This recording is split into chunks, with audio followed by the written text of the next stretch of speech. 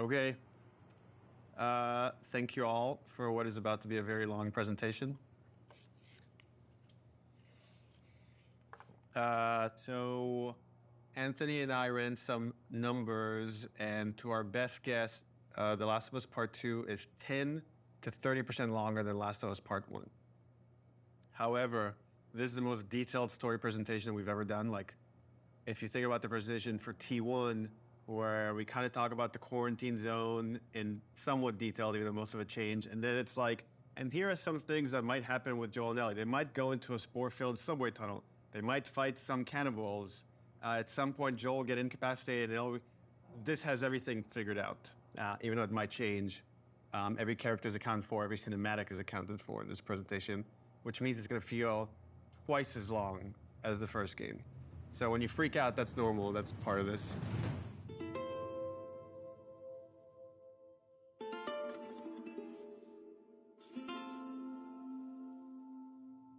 Oh, this is about an hour and a half to 2 hours. So hopefully you got your pee break.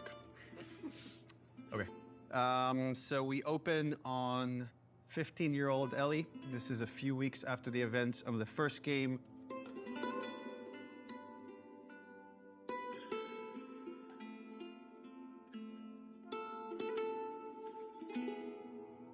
There's a doorway leading down to this basement, and Ellie sees Tommy, and he's just finished climbing out of this basement, and he's hurt bad, and he's rambling about something, needing to go after these people. Ellie's trying to ask him what happened, where's Joel, and he doesn't make any sense to her, and she starts to go downstairs.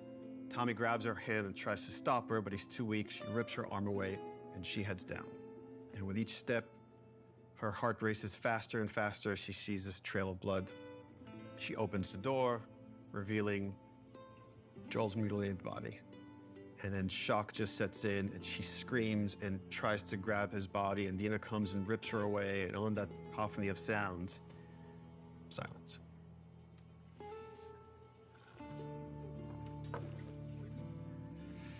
Oh, we're just getting started.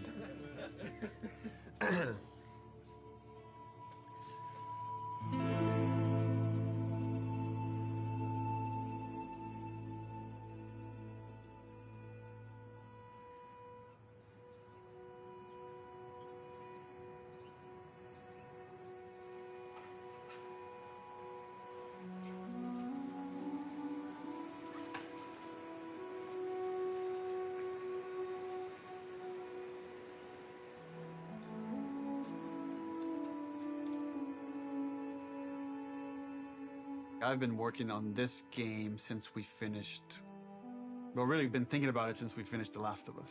So many people were like, Last of Us 1 is so perfect. It should never have a sequel. They shouldn't make a sequel. They're like, oh, it wrapped up super great. But I think actually, if you look at the ending... Swear to me that everything that you've said about the Fireflies is true. Ellie is accepting a lie. I swear. Okay. She has a very good bullshit detector. She knows something doesn't feel right, but I think is too scared at that point to ask. How long can you really live with accepting a lie like that? The Last of Us feels like an origin story for this survivor in this post-apocalyptic world. Seeing like how Ellie has become such a strong, unique character, it really felt like, if we were to do a sequel, it'd be a shame for it not to focus on her.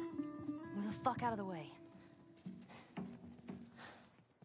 Yeah, once we're done with this whole thing, I'm gonna teach you how to play guitar.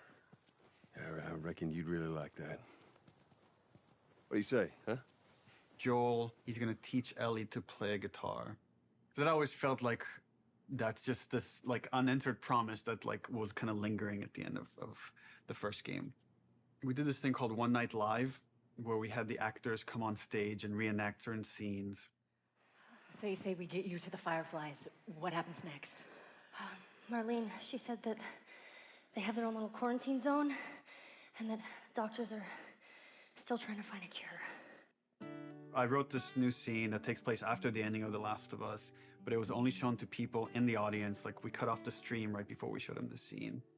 If I ever were to lose you, I'd surely lose myself. Try and sometimes you'll succeed to make this man of me. Our future days of you and me.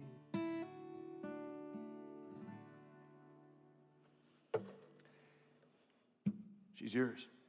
No. I don't know the first thing about this. Hey, I promised you I'd teach you how to play. That scene ends with Ellie holding the guitar and playing one note. And that image was so strong in my mind that I'm sure that kind of trickled into this idea of this trailer.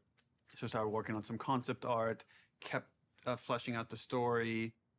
And as it felt like it was kind of gaining momentum, Uncharted 4 needed all hands on deck. Naughty Dog had always made one game, and as soon as it finishes one game, it works on another. When I started on Uncharted 3, we were starting to experiment then with trying to do 2 teams. After we finished Uncharted 3, I jumped onto Uncharted 4. At some point in time, Uncharted 4 was coming down to the wire, and it's just, we had to shift resources, and pretty much everyone just ended up on Uncharted, trying to finish it up. So I said, okay, before I come on like in full force on Uncharted 4, I just want to capture this trailer. I walk through the valley of the shadow of death, and I fear no evil, because I'm blind to it all. Said I walk beside the still waters, and they restore my soul, but I can't walk on the path of the right, 'cause I'm wrong.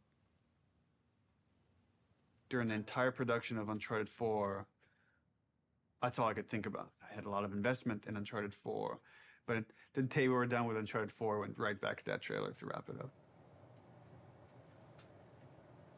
Anything for this shot that's still happening? Not in animation. Of the shadow of death.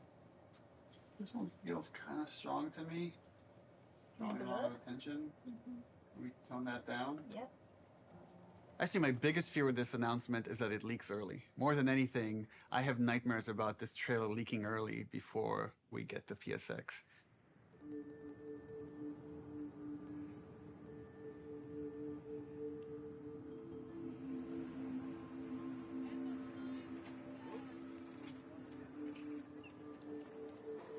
If we're gonna surprise people, PSX, the PlayStation Experience, hasn't set itself up yet as a place where big titles get revealed. That's E3.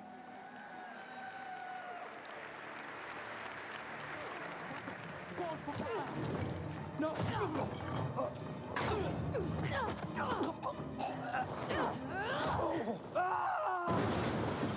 We're revealing the Uncharted single-player content at the opening of the show. You're late. I thought you were professional.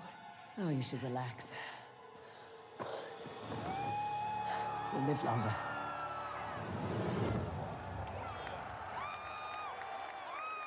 No one's going to expect a second Naughty Dog title to be revealed in the same press conference. Please welcome to the stage, Sean Layden. There's one more special unveil we have for you tonight. Please enjoy it. When we first revealed The Last of Us, the Naughty Dog logo came up and the crowd erupted, and it was such a high that that's almost been like chasing the dragon, like wanting to recapture that feeling. Oh my God. Why does this look like the Last of Us,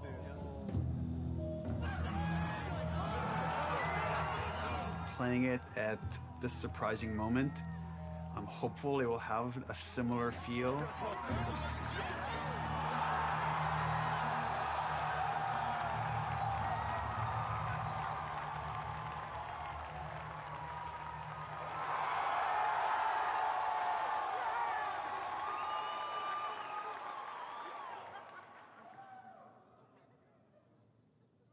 are you doing, kiddo? People outside the studio have such an attachment to the first game, and I've definitely seen fears about not wanting to make a sequel because somehow if it's bad, it will tarnish your feeling about the first game. I'm gonna find. And I'm gonna kill. Every last one of them. We're doubling down on those fears and not calling it The Last of Us some subtitle. It's The Last of Us Part 2 to say it's all one story.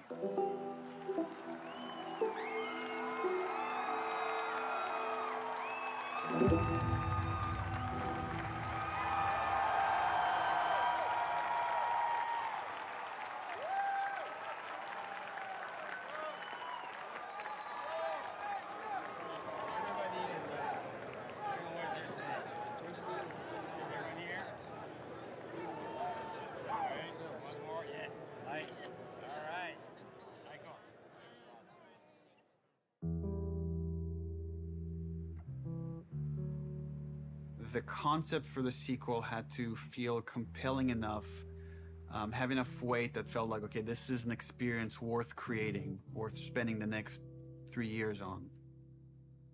I became really intrigued with the idea of the cycle of violence and how, like, certain events would trigger acts of violence that then would beget more acts of violence.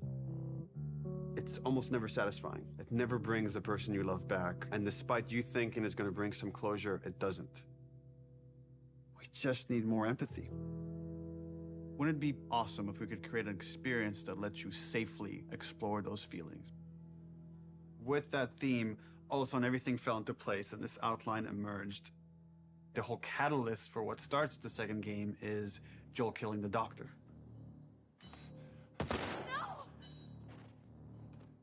That feeds right back in that idea of that cycle of violence. Now it sets up this whole kind of sequence of events. We're gonna start the game where you're playing a new character. That sequence ends with this character killing Joel. And we really have to paint her as this monster. Then when you play the next chunk of the game and you're Ellie and you're gonna pursue justice, quote unquote, and you're gonna go kill this entire crew, we're gonna go back in time and show you that same sequence of events, this character that you saw as a monster, to now get you to see things from her perspective. And how this crew is a bunch of people trying to survive in this world. And they had their reasons for pursuing and finding Joel and killing him. And the story was becoming very epic and ambitious. And I had a few parts that I was kind of stuck on. And I felt like to kind of shake things up, I wanted to bring in another writer. I thought it was a very thoughtful story about violence and obsession. He had Abby, sort of like this girl who was the daughter of the doctor. And that Ellie would go on this vengeance quest. And when he was like, and then Ellie actually kills Abby, I was like, what? You're gonna... Yeah, let's fucking do it. Not only is she contributing in a lot of ways, I feel like she's challenging what this story can be. She's wanted to add more romantic intimacy between the characters. Those are areas that I've been, I don't know, more uncomfortable writing that stuff. After the first day, she was telling me that she went home and told her husband that I think I just got Ellie's girlfriend pregnant, because that was her big idea the first day, and that had this trickle-on effect and actually added a lot to the story. Ellie is this very relatable character. I thought she was a perfect vehicle to challenge this notion that violence doesn't have a cost, because it does have a cost in reality. It's going to ruin this girl.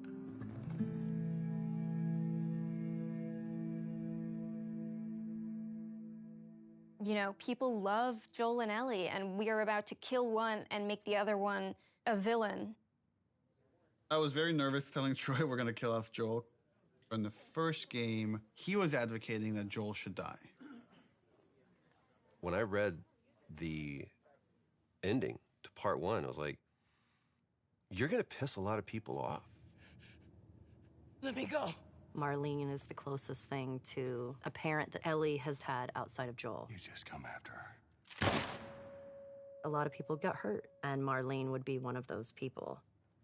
Joel has crossed these moral lines, and therefore he deserves to die, and he thought it might be a more dramatic ending. And I was like, no, you're crazy. Like, but then in the second game, that's why I was like, thought like, oh, he would take it pretty easily. He goes, so Joel dies. And he's like, so this happens, and then and I literally had to stop. I was like, can you give me just a second? Because it literally was as if someone was telling me about how my friend had just died. I think he kind of took it hard. It was like the character meant so much to him.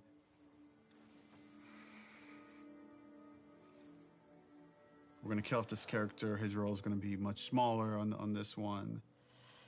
All of a sudden, it was, please don't take this from me yet. Ellie is scared to be alone. Everybody that she's loved up until that point, she's lost them. It's hard to imagine the story without Joel dying. Like, you feel that hate, Ellie feels that hate. You're one-to-one, you're on the stick, and that informs the rest of the story. This way, come on!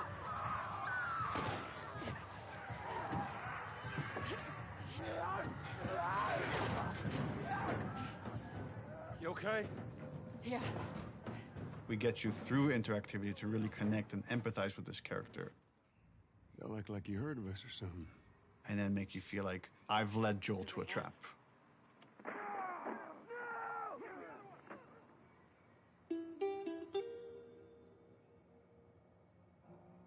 When we started out making Last of Us Part 2, Neil actually wanted to be very ambitious about changing the game almost entirely.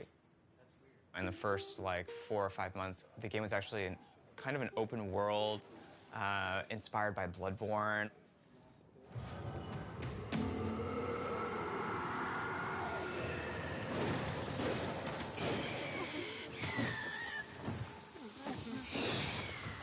And it was purely melee focused, it was all hand-to-hand combat.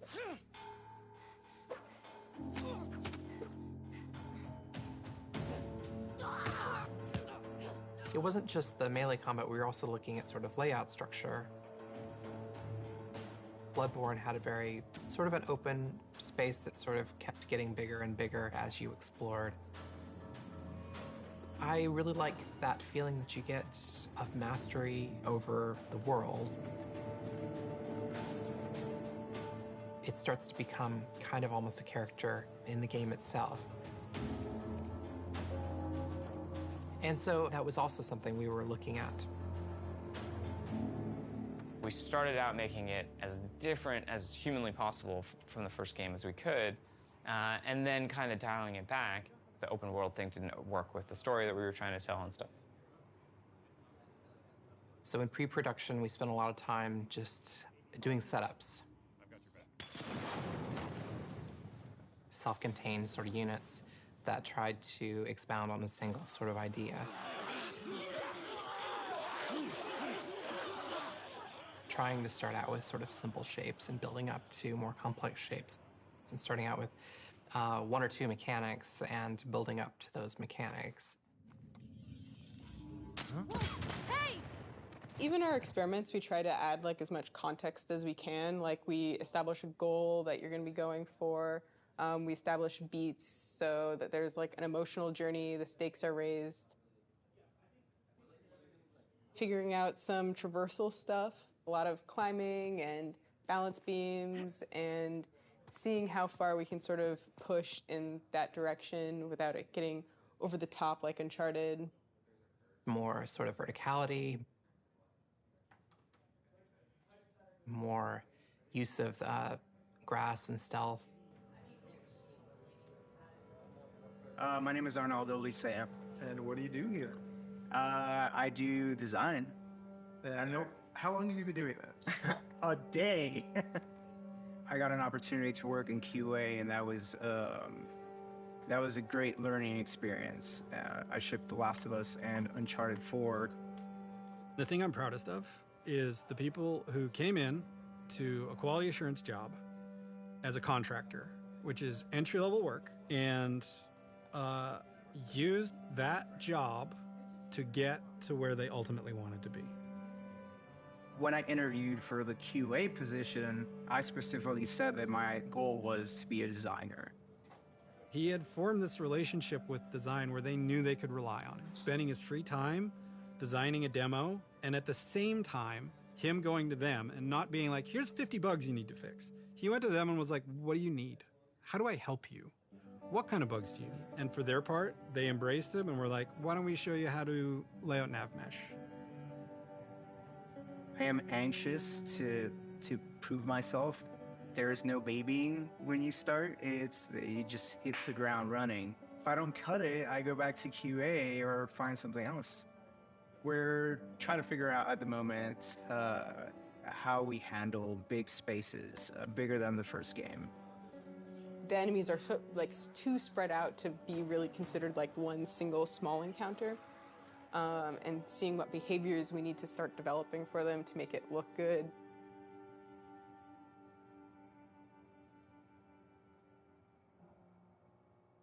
The opening of Seattle, that whole section was pretty slow and quite linear in the level design.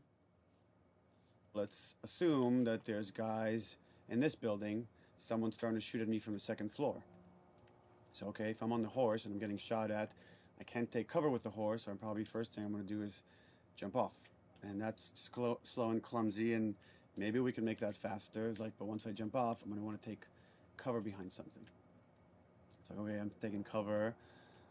Now what the fuck do I do with this horse? I assume the enemies are going to shoot at it. If they don't, that's kind of weird. Does Dina ride off with the horse to help it stay safe? Well, that sucks because I'm trying to build a relationship with Dina, and if my partner leaves me, that makes me like her less. I'm like, okay, so Dina has to get off the horse and take cover with me and help me engage with the enemies. Okay, but the horse is still there, so what happens with this horse? Does it ride off on its own in order to like protect itself and then come back after? Oh, that feels too intelligent for a horse. That seems a little funny. As soon as there's range combat, the horse kind of makes it fall apart. What if we did this whole sequence on foot? How do I approach this building? Imagine this is more dense with cars and ferns and interesting ways for me to close this distance. Maybe when I get close enough, two militia guys come out. I have this little firefight with this front before I could rush forward and go into this building, climb up, and take out the sharpshooter that was harassing me. Really simple, small fight. Now there's tension. Guys can come from anywhere, like from this rooftop, from these windows. And that really inspired us to take some pretty drastic changes as far as the flow, inserting more combat, opening up the layout to give the player more options as far as how they explore the city. You can imagine this as being kind of the hub with it poking into streets, and I could go into the streets and explore and find those locations, what we're kind of calling dungeons. So that's the plan. Some of these changes are big, but it got us excited. This feels like a true evolution of T1 as far as going more systemic and giving you options. If there's concern, it's about scale, it's about scope, it's about can we actually build this thing? The scope is always bigger than the last game. It always has been. It always will be, probably. But this scope on this game is something pretty extraordinary. Everyone seems to agree that the thing we're building is going to be cool. Once it's done, it's just that it's such a big game. Our games have become more and more ambitious, and the studio has gotten a lot bigger. When I started here, we're 40 people. Now we're over 300. You can't handle that many people with a flat hierarchy. As we grew, we've had to introduce new titles just to control management, control communication, make sure things don't fall through the cracks. We have no producers at Naughty Dog. There's so many talented people here that you can rely on and lean on. It makes the game better. And that's really kind of the secret sauce of Naughty Dog, is how collaborative it is. You find the right people who really want to do the best they can possibly do, and then you kind of give them the resources to try. you're getting what you asked for as a creative person, right? You're kind of getting the freedom to go as far as you can go, but sometimes I think we need to be saved from ourselves a little bit. With The Last of Us 2, there's a real sense of opportunity. This is going to be a much cleaner production than we've done in the past. We're going to get it right this time. This is the first project that has had the proper pre-production period where we have locked down, for the most part, the story beginning, middle, and end before we started production. That hasn't happened. I don't know if that has ever happened, now that I think about it. It's a very, very messy process, which is, again, why it's a lot of times really difficult to schedule. I think right now we are planning on springtime of 2018. So when springtime of 2018 comes around, The Last of Us 2 isn't in stores, you can look back at this and say, well, I guess their plan wasn't exactly set in stone.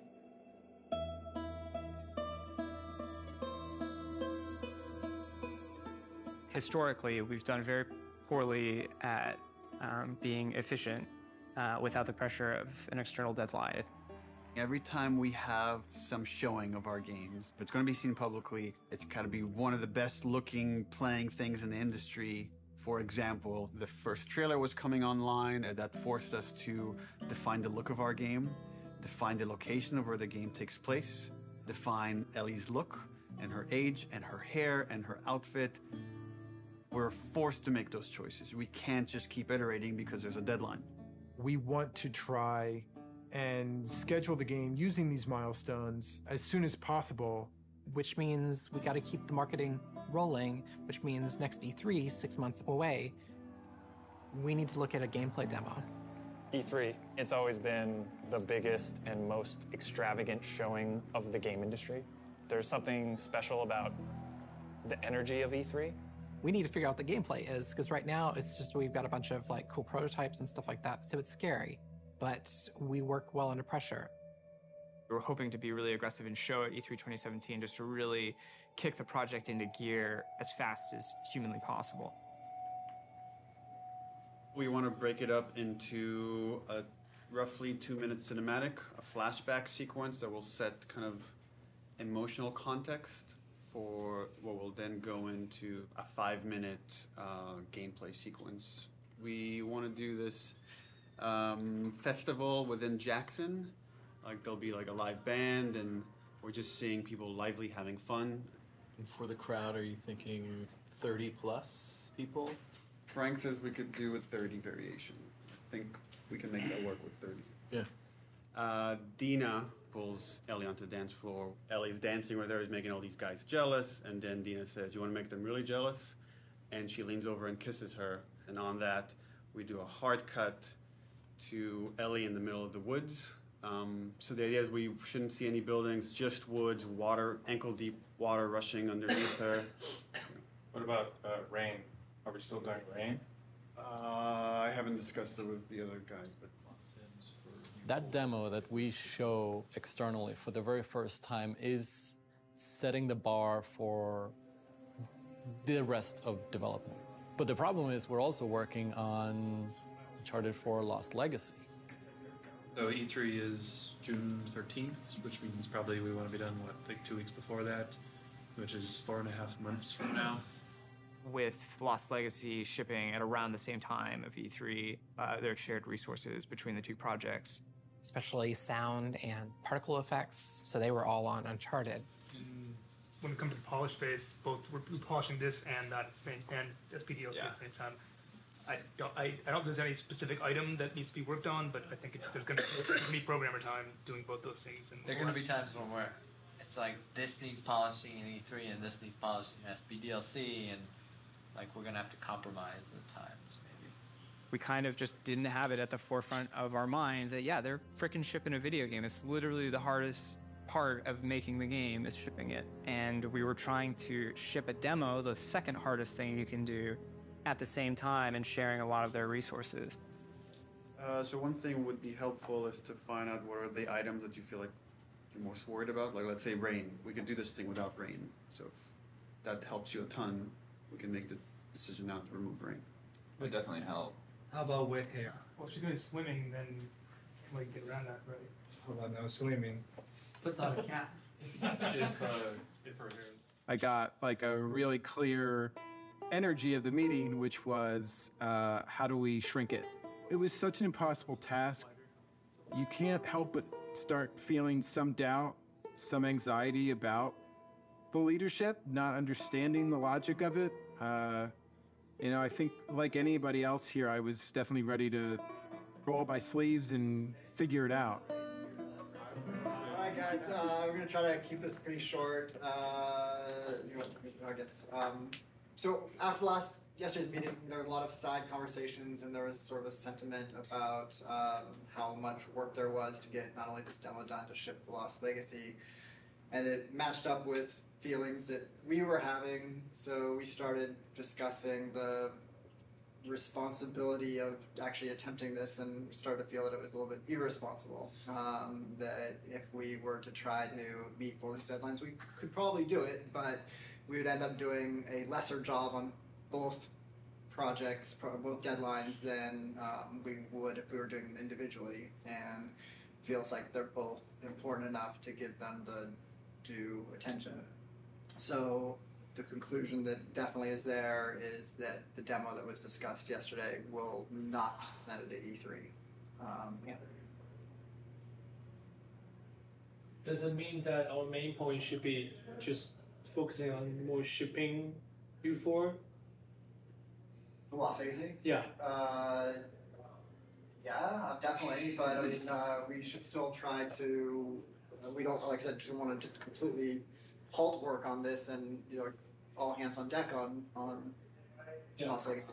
The idea is still to finish the demo, just to give us a buffer, so that these two deadlines aren't overlapping. Okay. It's just now we have more time to work on this demo properly without the pressure. Once that meeting happened, it was just like, right, of course. I'm not in the Twilight Zone. It makes sense not to do this. It felt really nice seeing the leadership kind of having the team's back and seeing the logic of the situation in front of them. That's it. Cool. Thanks. Okay, so are you pissed off? Am I pissed off? No. What am I? I guess in one sense it's relieved, because there was concern of whether we could hit the quality that we know we need to hit for both Lost Legacies and for what was going to be our E3 demo. And then on the other hand, it's kind of disappointed, because I was excited to get this demo done and get it out there and get the reaction, but now it's going to have to happen at some other point. What we've decided to do is deliver the demo at around the same time, but that's going to be purely internal, and the demo won't be 100% shippable. Gameplay and design and animation are going to be locked in June. Then we back off, we finish Lost Legacy, and then resources free up to finish the particle effects, the lighting, and the sound. And then we ship just the glossiest, best-looking demo you've ever seen. We burn that to a disc at the beginning of January, and then we don't touch it again, and nobody sees it until E3. It's going to be really interesting to see if we can really, really commit to being done, 5 months, 6 months in advance of E3, and not be tempted to say it could be a little better, let's go back. People are just chatting. I'm writing stuff. And we really just need to have the discipline not to do that. But that then left us as okay, what's our next marketing beat? What are we going to show next from this game? So now we have a new plan where we're going to release a cinematic around PSX time. I think we're going to do it at the Paris Game Show. This seemed like a pretty intriguing scene to introduce Abby. That whole scene is going to be our next marketing beat. And then we're not going to say much about it, about how this fits into the game, where it fits into the game.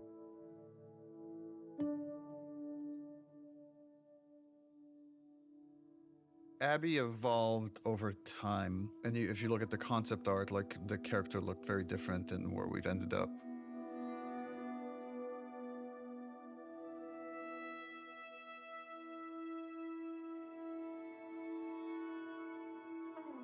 I don't remember at what point we decided to go with someone really kind of muscular and broad. But I remember once the idea came up, it felt very fresh. Once we sort of nailed down the body of Abby, we played around with different ideas of how we wanted to accentuate her arms or not. And there's something interesting in Abby feeling a lot like Joel.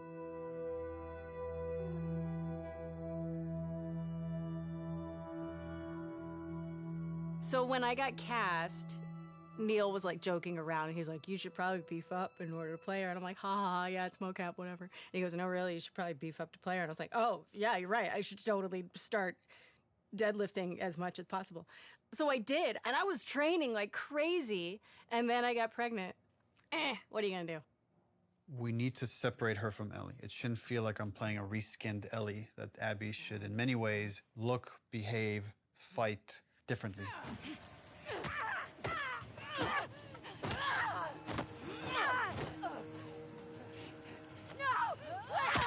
So in gameplay, we've discussed, well, she needs to have different upgrade trees. It means we have to make the investment of capturing a whole different moveset for Abby. We can't just remap Ellie's animation onto Abby. Holy fuck. Abby has a fear of height, and there's stuff we're doing with the camera to make you feel vertigo. And that helps build empathy. It makes this character real. We let you both live, and you wasted it. She's aesthetically a very intriguing and iconic and powerful character. Abby, who are these kids? They saved my life. Can you take a look at her? Once she's killed Joel, what is Abby's motivation? What is she trying to achieve? Her redemption is really taking care of Yara and Lev, these two kids that are from a warring faction. You know, she has been taught to hate them. There is an inherent xenophobic reaction to them. It's about saying, can you come to love your enemy? Scars built all this? Seraphites. Yeah, I was gonna say that. These are kids that grew up in a very different context as Ellie, and, you know, how they live their lives and experience the world is totally different. Got your present. I'm getting really attached to Lev. He's been able to keep his head up despite losing so much himself in a world that is so harsh. We're taking too long. Can't move any faster. We won't do your sister any good if we're both dead. I really like his dynamic with Abby. Her having this, like, fucking brassy little sidekick who calls her on her shit in a way that nobody else can. What's going on between you and your friend Owen? Oh my God, Lev, now? It seemed really awkward. Just go! Who understands the sort of sense of being orphaned in the way that a lot of people can't. How long have you two been on the run for? 2 days. What the hell did you do? I shaved my head. They want to kill a little boy because he shaved his head. I am not trans, so it's a very delicate thing to tell a story of an experience that I've not had. And that's something that we want to take seriously. Did you hear what they called me? Yeah. Do you want to ask me about it? Do you want me to ask you about it? No. Okay. It's really about trying to create a multifaceted character who is trans, and that is absolutely an important part of who he is, but also a part of who he is, not the whole of who he is.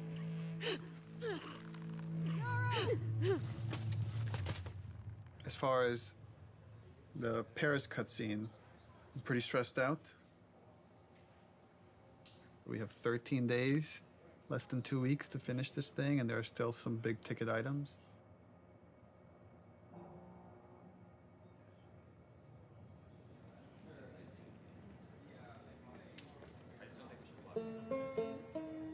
Lost Legacy turned out to be a much bigger project than we originally envisioned, but now that it's done, everyone is now on board. We've got the Greenlight demo done. She's putting on quite the show. It's very real. We're in full production now, so I guess that's the short of it, is we're in full production now.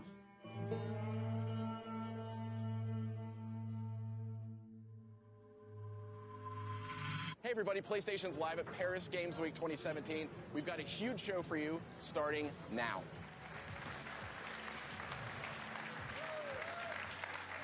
Wow, what a great way to open Paris Games Week.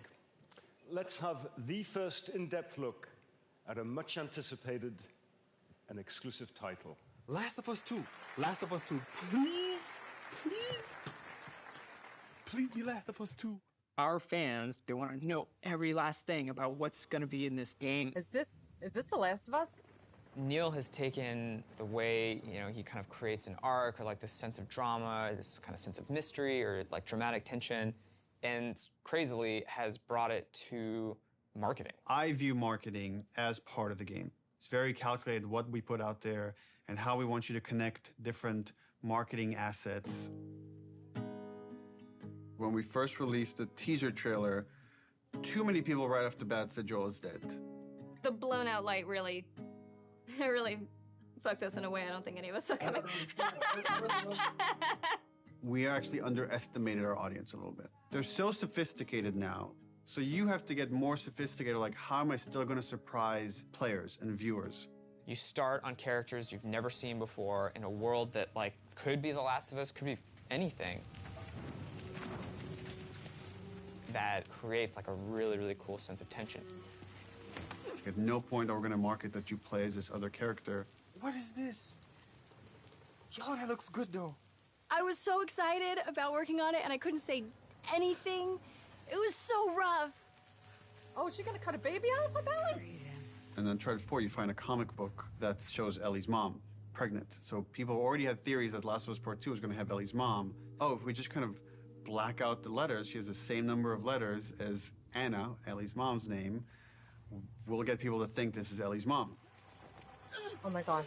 Girl's got a good... That hammer's from the Outbreak poster. So we had that poster with the forearm of a character you've never seen before, with this like kind of wolf's head in the background. What does that mean? Kind of like prompting this mystery. You want people to feel like they figured everything out and then have the story surprise them.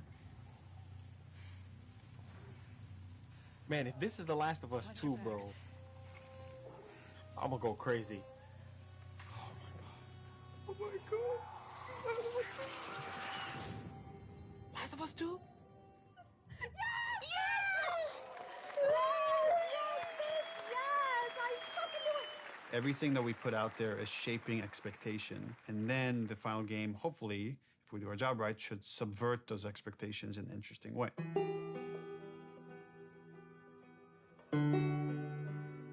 We knew we were pushing boundaries with that cinematic. We are making a violent game. We're not going to shy away from how violent it is. It is part of what we're trying to say.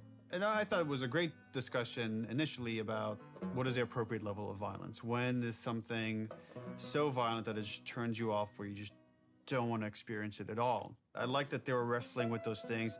I didn't like some of the insinuations about the trailer being misogynistic towards the female characters.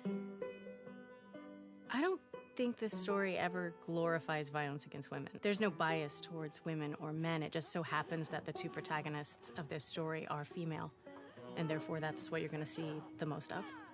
There has to be fail states in video games, which means a character has to be capable of being hurt. So does that mean that there can be no female protagonists in video games? Because that feels super sexist to me. And frankly, like, women are the victims of violence, and don't we want to see women fucking fight back once in a while?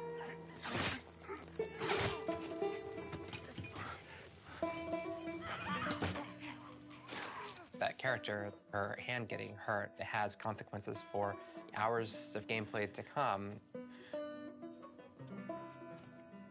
One article even like asked the question, were any women involved in the making of this? And it's like, yeah, the co-writer, the lead character designer, the lead character artist, all the actresses that worked on that scene. I am so fucking... Here's what I hate about that article. I'm sorry. Do a modicum of fucking research, just a modicum of research, just like a little bit, before you put something out there to suggest that no woman could have worked on this because of the level of violence, because there was violence against women, because it is a video game. is so fucking sexist. I like watching graphic violence. Does that make me less female? Like, I like having a conversation about what power is. Does that make me less fucking female? I like working at a video game. I like playing video games. Does that make me less fucking female? Like, suck a dick. Don't put that in. I can't. I can't. Neil's gonna say put it in, but don't. I also don't represent all women, but I represent, like, I can represent this and say, I fucking wrote this. I wrote this. Like, I literally wrote the sentence, and then Yara eviscerates eviscerates his esophagus from his throat. I wrote that sentence. That is in the script, and I fucking stand by it. I'm afraid of being turned into a token rather than the truth, which is like, we're being thoughtful about the female narrative. These characters are more than just their vaginas. If you want to have a serious debate about feminism and feminism in video games and female depiction of violence, and you need to not see it as a binary conversation. It is an incredibly nuanced conversation. You cannot make blanket statements, and you cannot make presumptions. Fucking do your homework.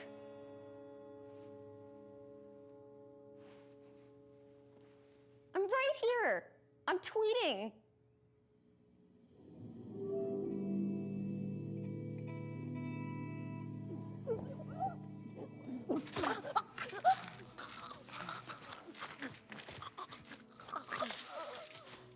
The tone of the violence in the game has always been important to portray as realistically as possible. Our job outside of just drawing up concepts is really pushing our reference pipeline to make sure that the character artists are getting the most realistic examples of whatever they're working on. We can't find certain things, so we make the reference ourselves. Simulating brain on wall. 1, 2, 3. How does that drip fall down? What does canvas look like when it's soaked in blood? Ooh. Splashing blood on them, dripping blood on them. Nice. We put down some wet mud, pooled blood onto it to see how blood would react to a wet dirt surface. So there's like little pieces of grass and like twigs and things that carry through, like there's actually movement following the edge. One of the animators got a piece of lamb and we stuck it in Yara's shirt sleeve and hit it with a hammer. Here we go.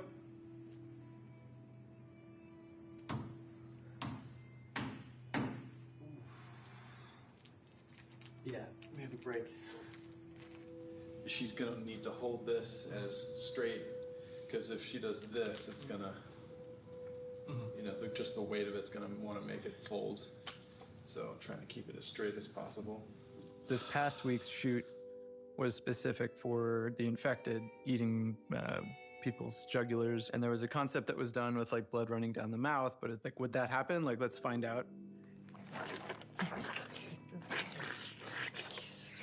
I got on the ground and pretended to eat away at like a bloody soaked rag that we made.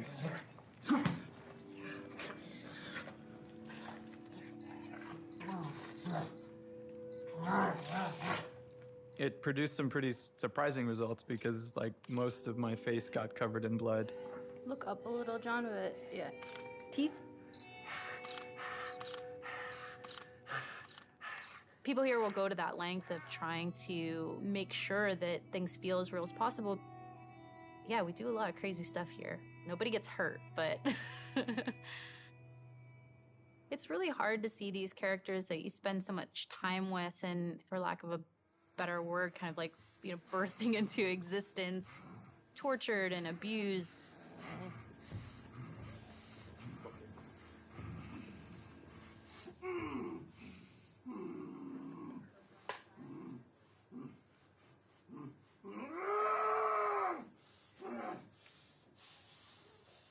We're shooting the Joel death scene, which is like the catalyst, the opening of the game.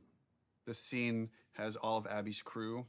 It's a complicated scene because it's the most actors we've ever had in a single shot. Y'all act like you're hurting us or something. It's because they have.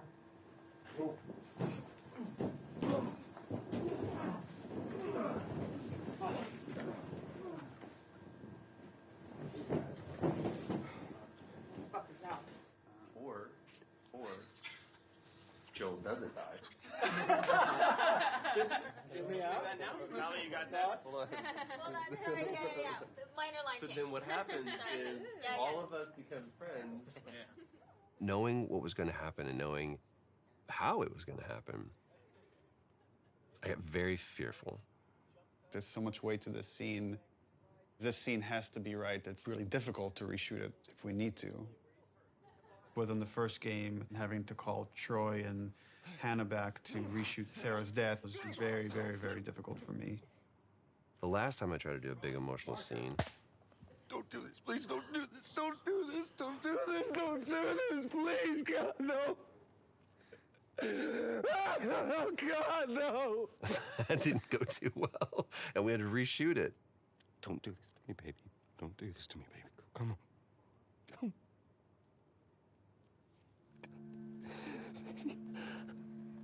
How the hell am I going to play this? Like, how are we going to do this? I don't know if I can do this. I don't know if I have the chops. Am I going to put Laura through this? Because I know how hard it's going to be on her. Audio. Camera. Speak. Rolling.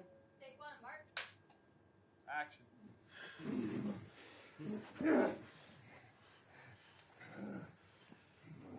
Joel Miller.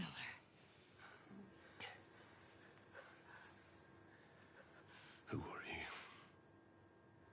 Guess.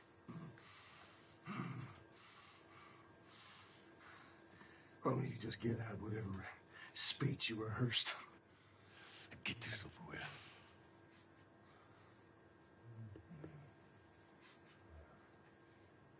You don't get to rush this.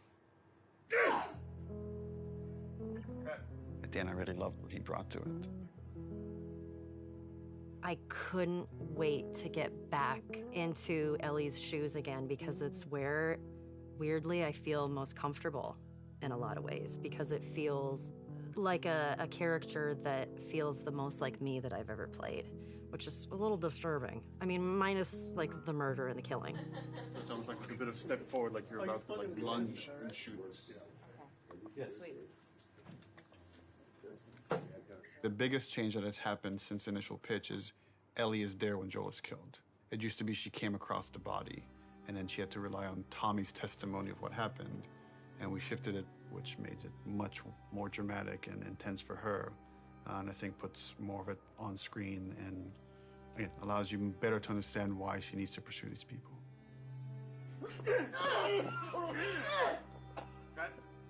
The hardest part for me was looking over at Ashley. No! No! Knowing that Troy was gonna not be a part of it as much was really hard. And knowing that Joel was not gonna be in Ellie's life anymore, it was hard. So much of that day kind of feels like a blur because there were so many feelings involved in it. What I had to do, I felt was very, very little.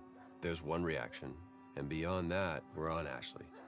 There was no acting. There was pure, raw emotion. I'm staring in the face of that. Joel!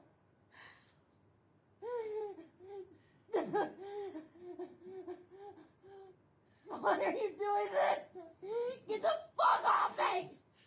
I'd lost a little bit of my voice. I couldn't scream like as loud as I wanted to, you know, to get that frustration and that sadness out.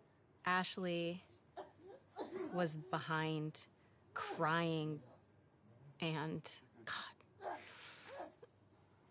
And knowing Abby was taking this away from her was very difficult. And so I was crying when we were filming that scene.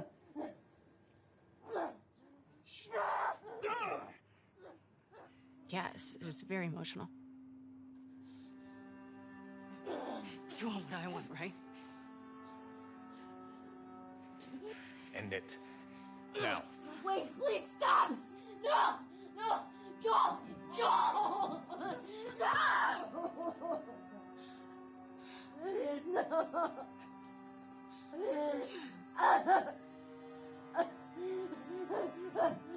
We want him to die in this really unforgiving sort of way. Like, it needs to feel senseless for you to say, fuck these people, I'm gonna pursue them to the ends of the earth and make them pay.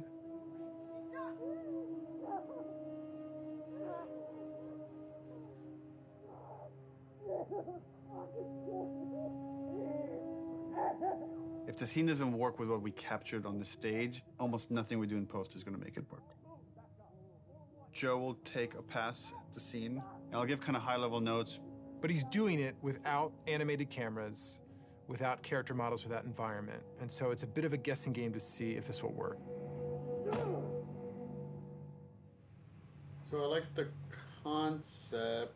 I felt like there was a lot of repetition and it felt long. Once like Joel's head gets smashed, I don't want a close-up look of him. Okay.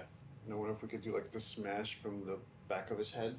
Yeah, I'd want So it. you just like it'd be like a black shape, and you see like a silhouette change, and like blood starts pouring out, but I don't focus on it. Like I don't see the details. Mm-hmm.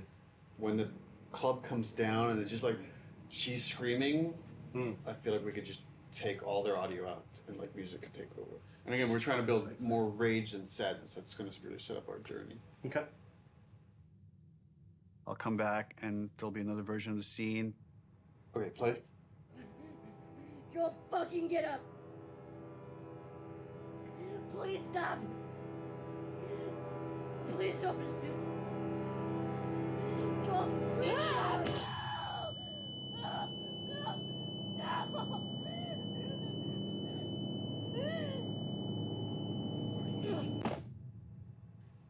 Overall, it's fucking awesome. Like I got emotional just the part where before he gets killed. It feels so fucking tense.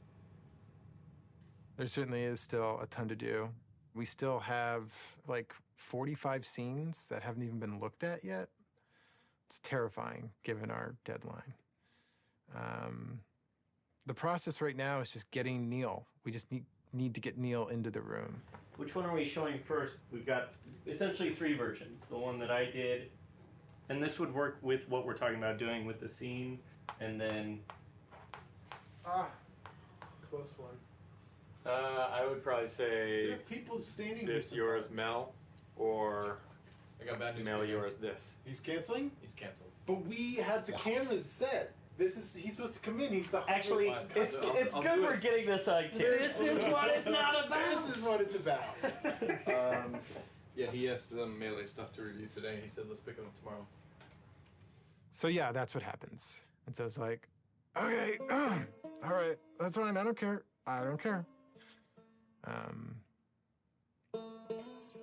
Yeah.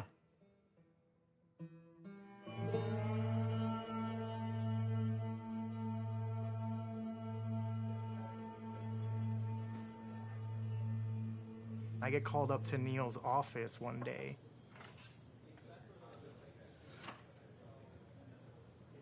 And there's like an empty seat.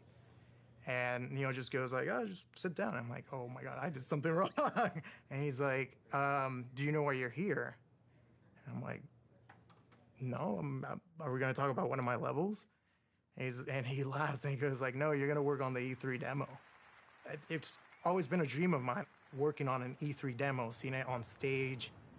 Is this a joke? Like, am I getting pranked right now? So speaking of E3 demos, remember way back when you guys said you were going to block that content and then not touch it? How's that go?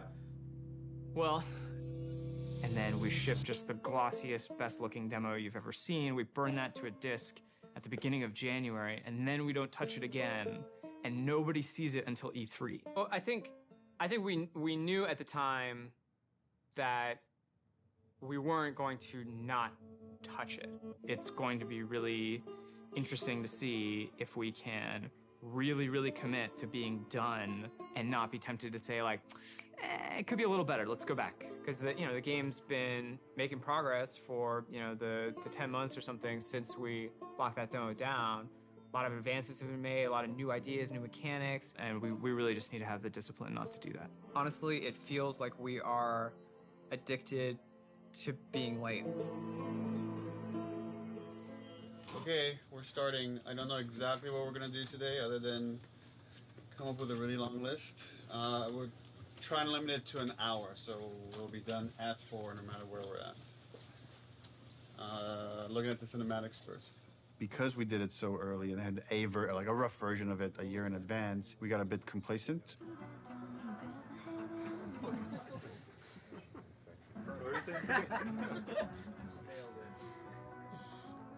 She's putting on quite the show. Sure is. Where are we on getting physics on these strands? We are working on it. So for next time? For next time? Yes, absolutely. We didn't scramble to figure out what it is we're going to show. We had the structure of like the festival going into this fight in the woods in Seattle. But it was harder to build the momentum we usually have. And I think that panic just wakes everybody up, and felt like it took us a bit longer to get there this time. So then you go in as if to kill this guy, see somebody over there. Oh, breaks 50% of the time, but use your imagination.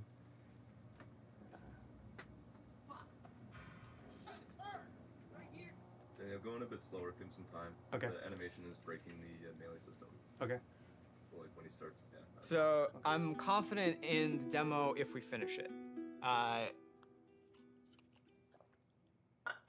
I'll be frank, it's not looking great.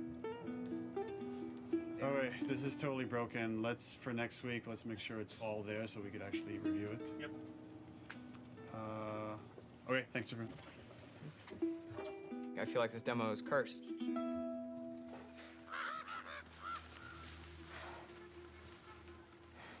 The E3 demo. It was a version of our original Greenlight demo. But I had to make it fully playable and shippable. Viper! The first thing I did was just basically take that space made by another level designer and put just enemies in it and start fighting. But when I started playing it, I remember like it wasn't there. That parking structure was way smaller, so it felt more cramped. God is good. God is good. I remember going to Neil's office and being like, how much can I change this? And he's like, well, what are you thinking? I'm like, well, I'm thinking like this big thing, and I'm like, just like brand new designer, I'm just throwing out like everything, like I want to do this, and I want to do that, I want to make sure that it feels like a sandbox, that it feels like this big space, that it's multiple paths, it's like something like we really haven't done before in The Last of Us. And he just goes, go for it, well, let's do it.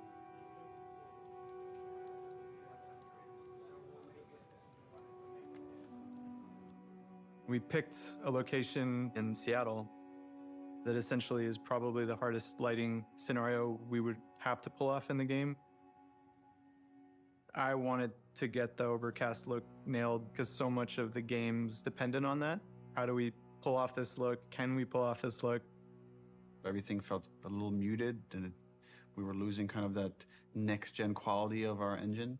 Like for a second, we actually turned the sun on in the demo. But we lost the mood of that overcast kind of blue look. That moment was really rough for me.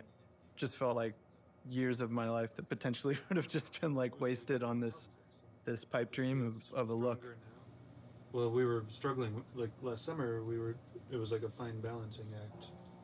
Is this whole thing just gonna crumble? Like, is the whole direction like now gonna have to change for the game, not just this demo? Have I steered this company wrong? Took some really big iterations and tried some crazy ideas, and we came up with kind of a hack.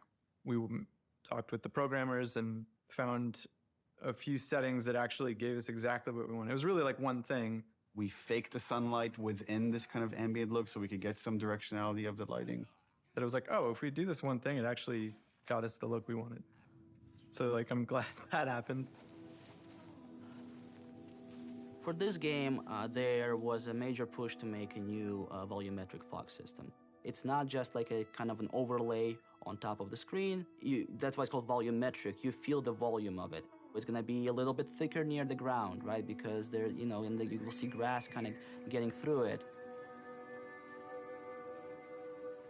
Fog also allows you to see the light. Fog adds atmosphere. Atmosphere brings everything together. Now with this game, we did add recently some new tech that allows us to make some of the water drips more dynamic, meaning that if you have a car, you will see a water, follow the glass, follow the hood, and then from the bumper, you're gonna start seeing dynamic droplets. So that was really cool. And then we can now actually also use this technology to drive blood. Now we can have blood dripping and we have water dripping. The water trail can pick up where is it bloody. And if it's bloody, it can change its own color and start dripping more red. And on top of it, we also clear out the blood. So what you will see is you will see bloody area, you will see water trails going down, and you will see the water trails washing out the blood and picking up the redness and going down. Really, really cool. In the E3 demo, we do want to show our next-gen animation system.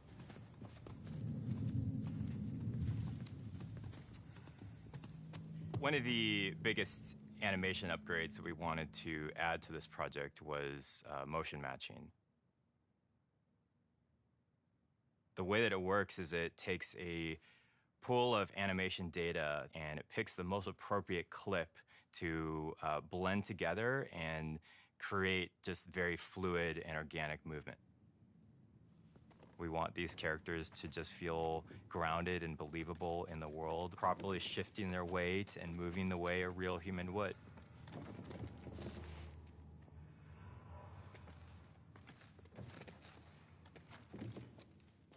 In order to capture all of those on the stage, we use something called a dance card, a choreographed set of patterns that the actor can move on the floor. Basically, that's creating this like bank of little pieces of animation. The motion matching system just pulls from that bank all the animation that's necessary to have them move perfectly in any arbitrary way. When it works, it's like so far and away better than any other animation technique. It's like a quantum leap of the highest order in terms of quality.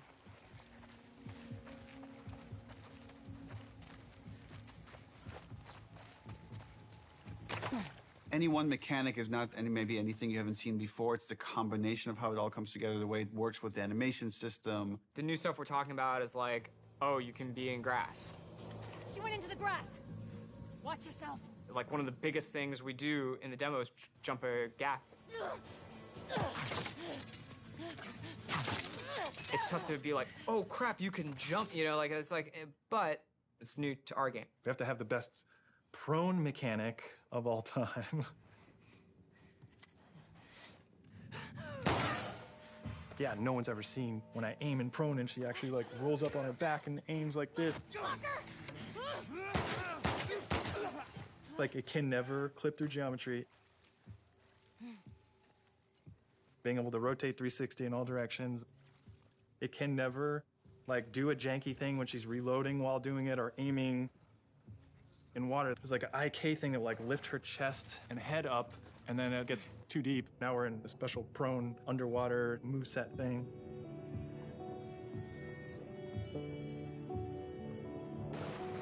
Her chest and arms and everything are kind of matching ground plane. Things that a player will never notice. And it's because we like purposely did it. There's no such thing as like, oh, you know, it's not as good as, you know, this other game's one, but like, it's fine. It's gotta be like, no, it's fucking Naughty Dog. We have to have the best version of the thing, whatever that is.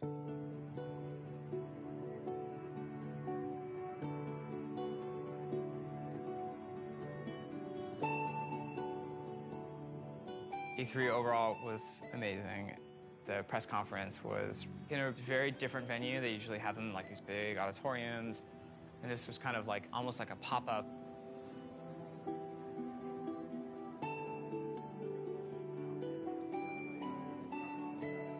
It was more like a theme park idea, but it's like in a parking lot, in a tent, in Los Angeles at downtown.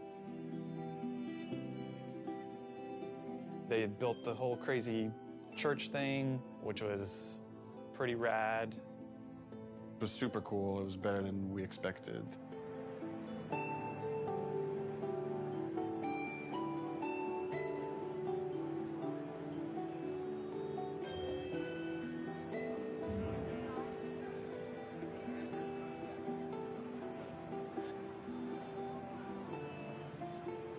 And you could feel like the tension of people trying to figure out, what is this press conference? What's going on? What game are they going to show here?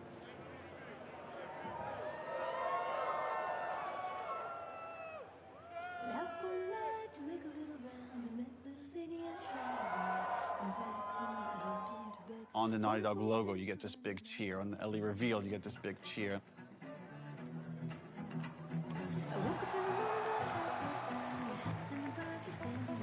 Every moment that we've constructed and planned like meticulously for really a year now hit the way we wanted it to hit. Maybe they're jealous of you. I'm just a girl, not a threat. I think they should be terrified of me.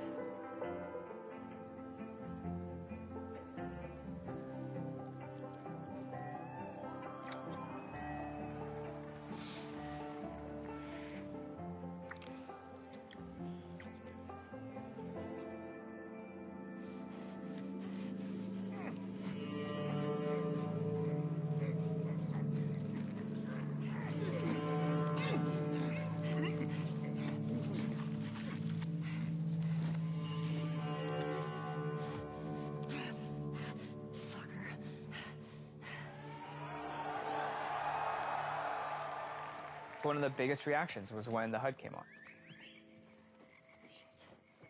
They looked at that forest and thought, there's no way it can look this good. Like, that's impossible. But when we flash the HUD and be like, yeah, that's it. This is the real game. People are not ready for this. Like, this is gonna fuck you up.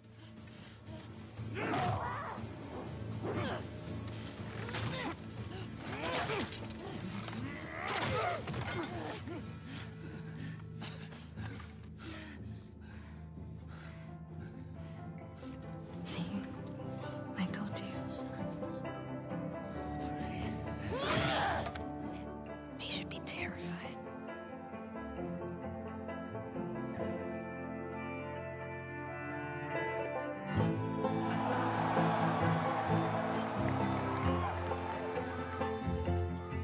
It was electric. My skin was like tingling the whole time.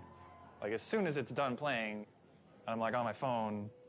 And it was wild. It was wild to see it just everywhere. See it on YouTube, see people commenting on it.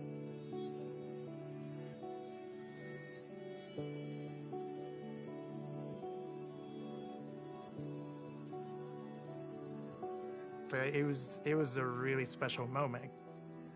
I shipped something, like, as a level designer. There was such a reaction to the animation fidelity. Holy crap, this is the best looking animation I've ever seen. Are you kidding me? We're on the forums, going through the messages, seeing how much people think it's amazing. Someone's like, sort of cynically, that our stuff was fake. I guess it's kind of a compliment to the animation team for like someone to say it's fake when they're working so hard. And right away I responded, I was like, don't respond, don't do anything. Like, it's just not professional. I was also a little anxious about it because it's a little fake, you know? Fake is an interesting word. There's an argument that he's right. It's not the final polished game. You can't just play this demo in any way. You have to play it in this very specific way. But before we even show the demo, it's like, let's not put anything in there we feel like we can't do. There was no thing of like, we don't know how we're gonna do that. It was just, we literally just don't have it systemic yet. You know, like systemically, a guy pulling you out from underneath a car, we didn't have that hooked up yet.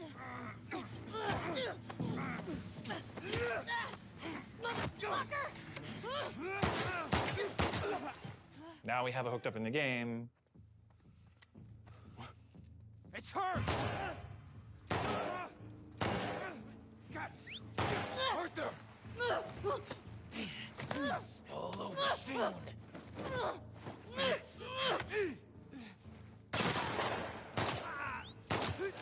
Ultimately, as we're building the rest of the game, if anything feels like it's not the right call for the game, we don't mind changing it. Like, we had certain things in the demo for the first Last of Us where, like, Joel picks up a pistol and takes out individual bullets from it and then pockets it.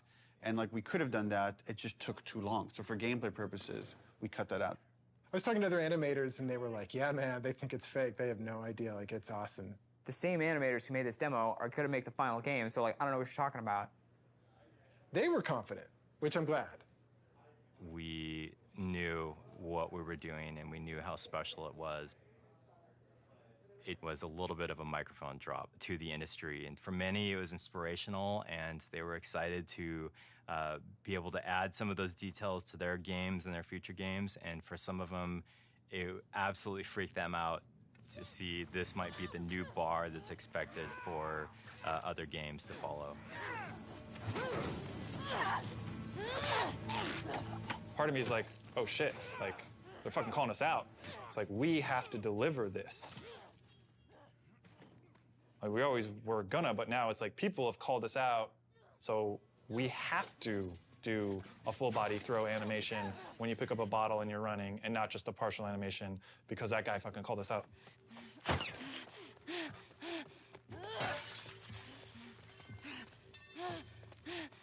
The real challenge is making the whole game look as good as this one controlled situation. We come out of E3 and hopefully we've set the standard for this, what the rest of the game needs to feel like.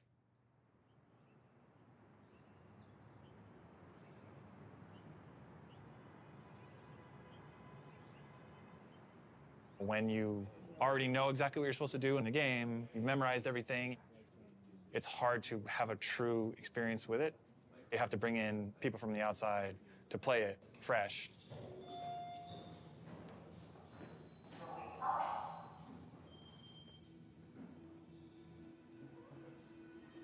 And so we try to start playtesting as early as possible. We've got testers in bright and early. They're going to start playing the game. They're actually just right across the hall over here.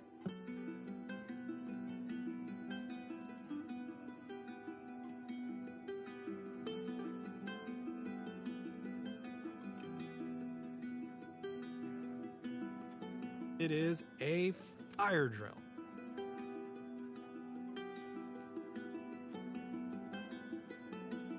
Because things have to work.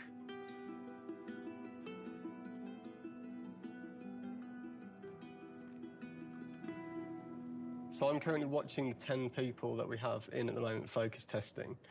We've got all of their screens up, so I can kind of watch all of them at the same time, generally keep track of any kind of recurring patterns or how long people generally take in certain areas. They do things we haven't thought of. And it really shows us where our holes are. It's like, maybe I should change this. Maybe I should try that. This player's pretty lost, trying to figure out this puzzle here, and they're trying to jump on a truck. He's got a really awesome solution here where he's putting this plank on a dumpster, and now he's moving the dumpster around. So we'll probably have to go in there and like try and fix some of that stuff up, but we'd rather figure that out now than in 6 months. For things like puzzles like this one, that although they're figuring out the puzzle, they're actually not doing it in the kind of order that I'd like. What would be better is if they came into the space and realised, okay, that's the thing I need to be like climbing up to or getting to, and then they can kind of work backwards from there and go, well, if I need to get there, how do I get up? Oh, I can get up on this thing. It's quite heartbreaking when you see people who are like really confused or don't get it, and it's something you think like it should be obvious, but it's not at all. But it's good data. We've had a few people on the team that have been really passionate about making our games even more accessible for people with different kinds of disabilities and making sure as many people as possible can experience our game. Accessibility is something that like really touches a lot of people. As we get older, pretty much all of us are going to have probably some sort of accessibility need. It's important to welcome people with disabilities into all of our public spaces, into our shared culture, and that video games are a rich part of that. I love this, that you don't have to have like a 2-button feature to keep her crouched down. This is awesome. I love that. Brandon Cole, he said, I heard you announce this game. What do you think about the possibility of someone like myself being able to play it? And Brandon is blind. I hadn't really thought about that before. I don't even know if that's even possible, but I want to try because that sounds interesting. If you click on the L3 button, it turns the screen and the character towards your next objective. So you're able to sort of instantly sort of flip. It was very much inspired by the talk you gave last time you were here. I figured. Hopefully That's a beautiful thing.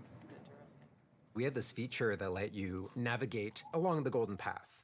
And we also had this other feature. You could like put out this sonar pulse and you'd hear where all the items and enemies were located. But Brandon was playing that and it was like, this navigation feature is great, but I don't want to just follow the Golden Path. I want to navigate to other things. It kind of occurred to us like, oh, we can combine these two features. We can let you scan for items and then navigate to that item. This gives you more room if you do it this way for different types of sounds for different types of items. You know what I'm saying? Yeah. Different sound for ammo, different sound for parts, different sound for explosive, different sound for keys. Or you, Craftable and collectible. Yes, yes, exactly. Right on. But since we want to hunt for secrets, just like anyone else, you're also going to want to know that, hey, there's something way over there. Players with disabilities still want to have challenge. It's not about just making an easy mode. So what happened there was an auto vault. So you pressed into a wall and it automatically vaulted. I feel happy about this. This is an example of actually the good part of the studio culture, which is self-empowered, that I think allowed us to do this crazy thing, this thing that, you know, I couldn't tell you if it makes business sense to some degree, but it was something we were passionate about and interested in. It was a way we saw we could make the game better. It was something we saw we could like push the frontiers of, and we went with it. Studio leadership was supportive of us, but this really was like a bottom-up kind of initiative. Yeah, absolutely. And I think that early success really helped to build momentum for the rest of the project. Shielding everybody from the cost, from the budget of these decisions helps them focus on their discipline. Don't worry about money, worry about making the best game possible. Trust that there are people at the top that are looking at the budget and considering that. At a certain point in the project, we start offering dinners to the team. And it's kind of like an acknowledgement of like, okay, there's a lot of hard work to get it done.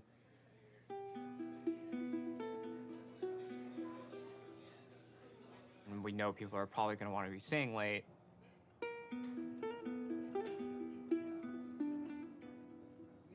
Now we are crunching. This is crunch.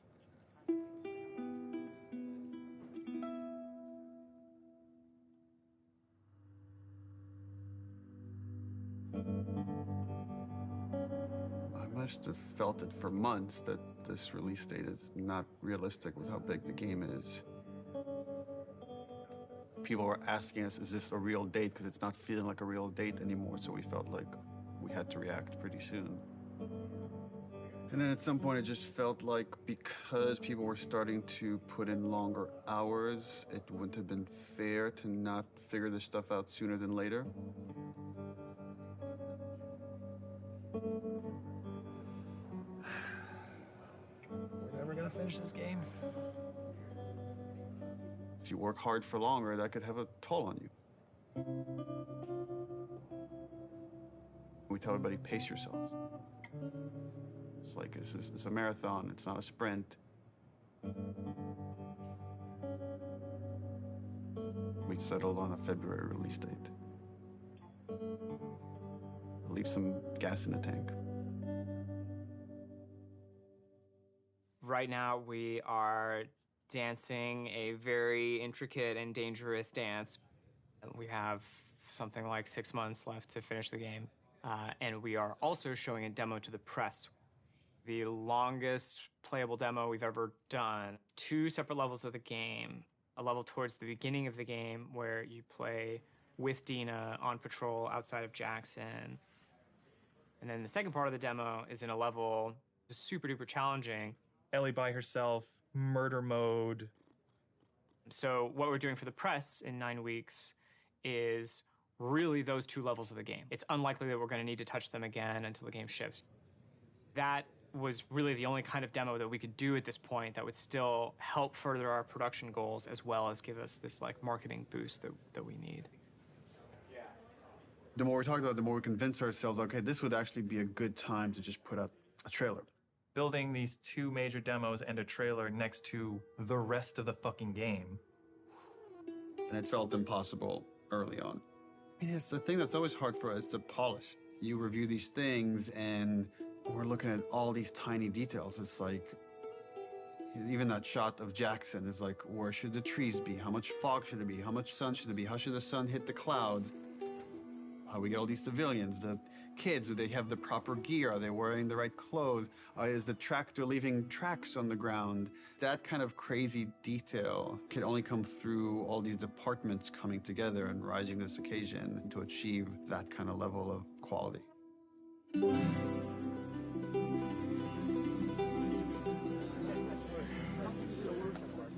We wanted to show the team the final trailer. Before we show you the trailer, just to say thank you to everyone, where we jumped from doing a 3-hour demo to this trailer where we had almost nothing, and it's like pretty amazing what we can do when we all come together. In fact, it's so amazing you can forget, and I've been here for a long time and I can forget. So to remind you, and maybe reignite some of that panic, we're going to show you 2 trailers. One from exactly a month ago, and one from about an hour ago when we wrapped up the trailer. So enjoy. Look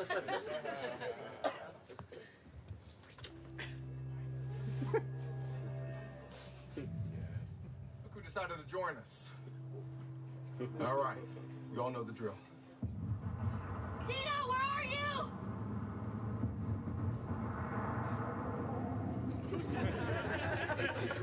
You think I'd let you do this on your own?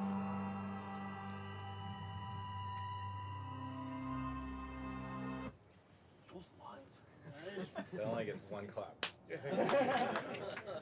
Keep in mind, this is what the whole game's going to look like. We're going to make it this awesome.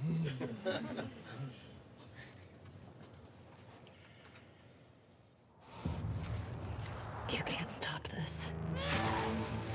This was a good reminder. Look, when we come together, when we rise to the occasion, when we do this thing that people outside the studio talk about, like this Naughty Dog magic, this is what it looks like. So when you look at parts of the game that aren't there yet, know that we could get there in a pretty short period of time when we're so focused.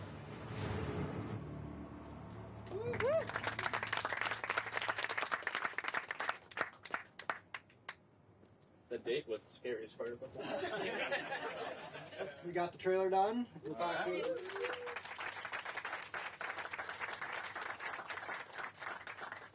Just wanted to take this moment to run through the events of Outbreak Week, which is when the trailer is going to debut. We are going to be having the big press event in Koreatown at this giant warehouse. We're actually having 80 journalists from all over the world come. We got made sure very comfortable chairs for 3 hours.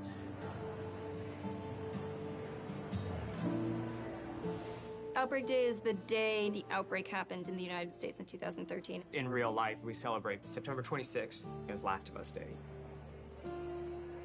Every September 26th, we've done something for Last of Us fans.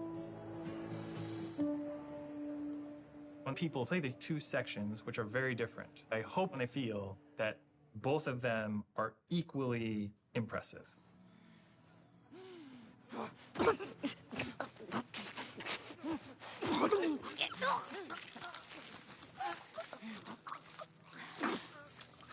When you play that first demo, you're like, that was incredible. Oh my God. This could have been the whole demo. This could have been the whole thing. It says enough about what the game is. And then you play the other half, and it's like way more mechanics heavy, way more combat heavy. Keep going, boy.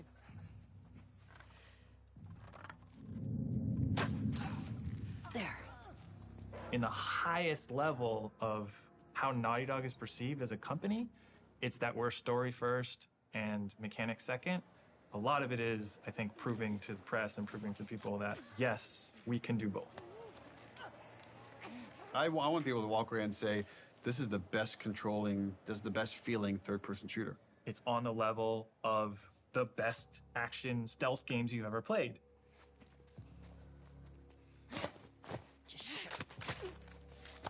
So one of the things that I've always found really exciting about The Last of Us is the kind of fidelity with which we represent human intelligence. One of the ways that really helped make them feel more human and more alive was the way that they used their body language to communicate to each other. Everybody spread out. We may have multiples. We had a number of sessions where the animation team, design team, and programmers all got together and we acted out a number of scenarios. And What that does is it gives us really great reference and touch points that we can always look back to about the way that we naturally behave, the way we naturally respond to each other.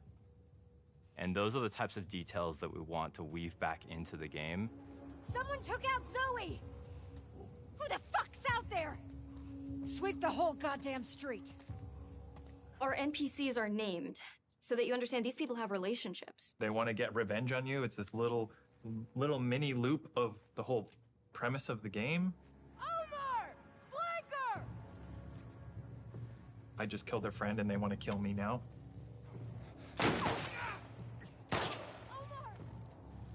There's a cost. You killed that person. His friend now feels a loss. You know, his dog is now alone.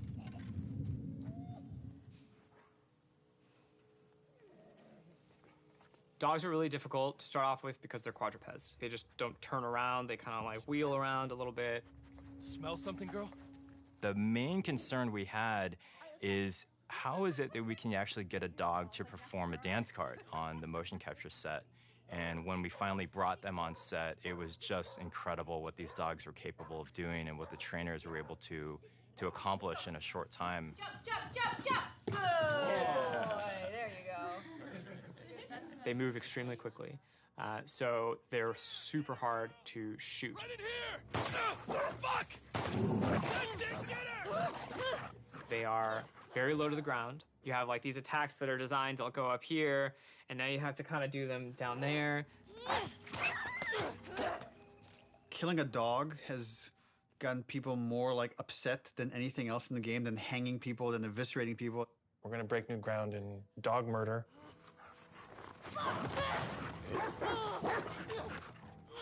We had like a new scripter start like 2 months ago. First question, she walks into the middle of the room. I have one question. Does the dog survive? And everyone's like, oh no, first day.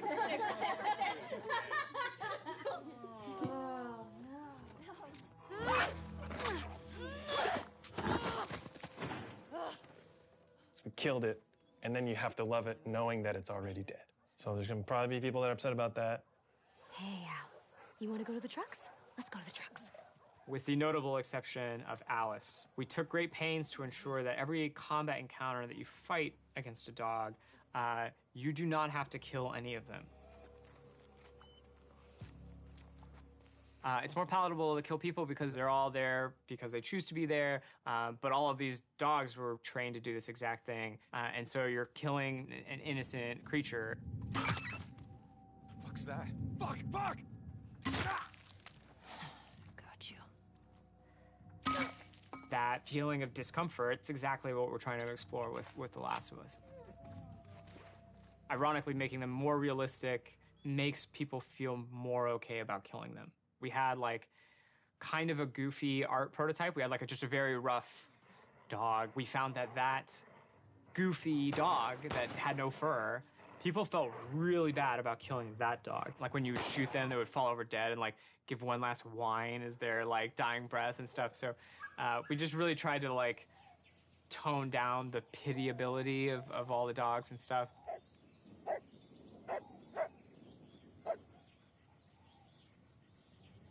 The best sound in most games are the stuff you don't notice. The Foley in the game is extremely detailed.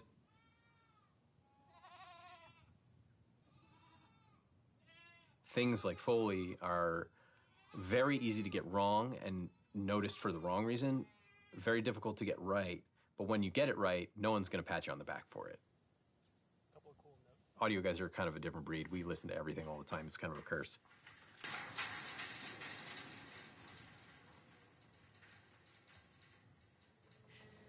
Our ability to use pre-recorded assets from a library that's like commercially available has been diminished almost entirely because we have very specific needs. Do one more of those.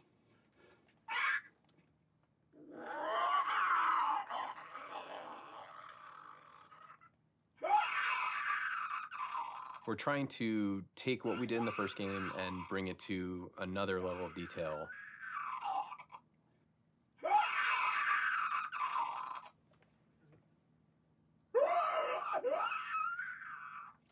Yeah, play with that a little bit. Like mixing that tonality in is cool. Yeah. The enemies themselves, especially the infected, have had to go through a review process. In the first game, they're pretty coarse. They're basically like on or off. They're either walking around mumbling or they're freaking out trying to get you.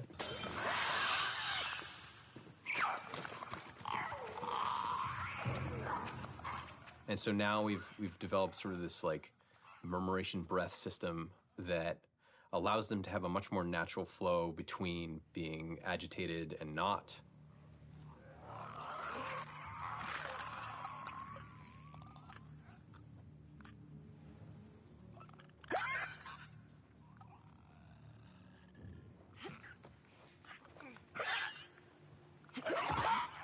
A big part of those recording sessions is working with the voice actors. It's much more collaborative. Yeah, that's cool. I kind of want to see what your more natural voice sounds like. You're basically trying to coach people that they're not zombies. Yeah, now imagine sprinting like that. Ready out of breath. No, that's Oh yeah, cool, dude. man. Yeah, take your time, man. That's great. really great. One of the folks that we worked with, the sounds he was able to generate from himself was unlike anything I've ever heard before.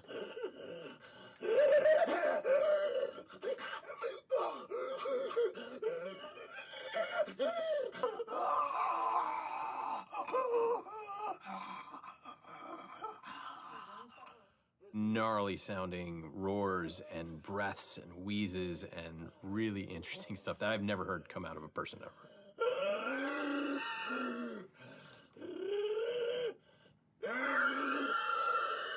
Sound is, we're inherently post-production on a lot of this stuff. We kind of just have to be jamming, and we have to be as prepared as possible, and that's what we try to do. A lot of stuff is yet to come for us, which means there's not a lot of time left, which means that it's going to get really intense. It gets really intense for everybody, but for audio in particular, we'll be here late.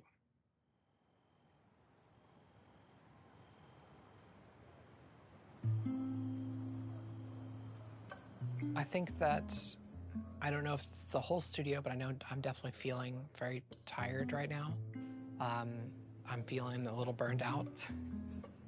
I'm realizing that I can't crunch like I used to. I can't put everything I have into these games as much as I was able to when I first got here. It's pretty unanimous that this game is really big, where it's bigger than we'd like it to be.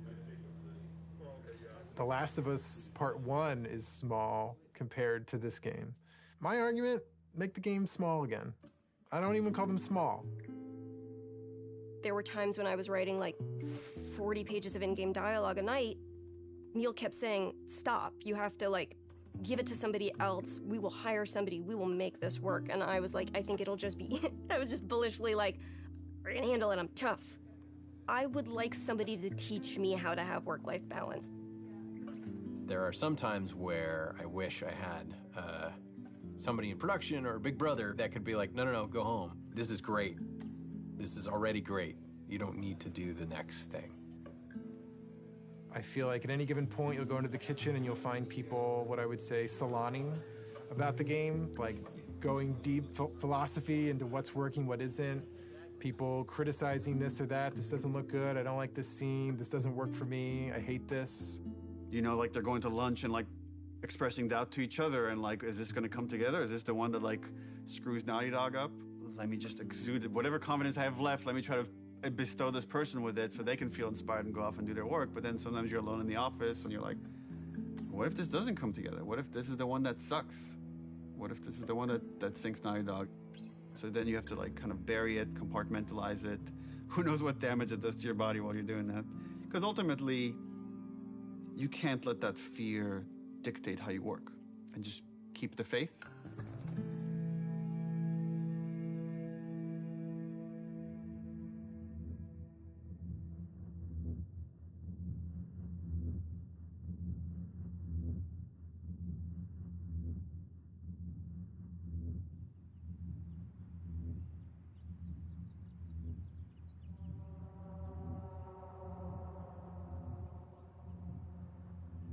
The game was just about done, was content complete. we were fixing bugs when there's these like rumblings of this pandemic happening. Like, I remember when this COVID shit hit, and we're like, bro, really? Like, for real pandemic? You know, at first it feels like, oh, this is nothing we need to worry about. And then all of a sudden you do have to worry about it. And like, are people gonna want to play a game that takes place in a pandemic when there's a real pandemic? We had never worked from home, ever. Naughty Dog was actually strictly against working from home. We did not have the infrastructure set up at this studio to work from home. And it's because we were so intense about security and leaks that all of our data, including our emails and our chats and IMs, it all had to be on a server inside the building.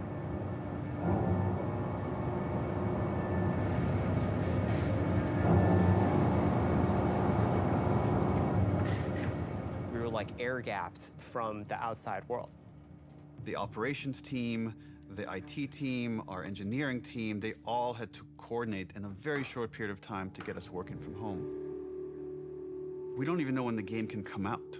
Sony was like, we don't know if we can physically ship this product with like the supply chain and stuff. We had to come out and say, the game can't come out in this date, and we don't even know when it will come out. It's delayed indefinitely. So a lot of our most hardcore fans are angry with us. Around the same exact time, we started having these leaks. We're like, we didn't put out this video. Like, where is this coming from? It's a video from one of our reviews, so you could hear the notes, and people that can't attend the meeting can watch it after the fact. We store all these videos on our server. Did it come from the inside? Someone with a Naughty Dog? My first thought was, this isn't like a developer leaking this, isn't it? This isn't someone on the team. It's this person in the Netherlands downloaded terabytes of videos through a back door in the server. And then this is where we made a fatal error. Let's close this back door. And then this person put out everything.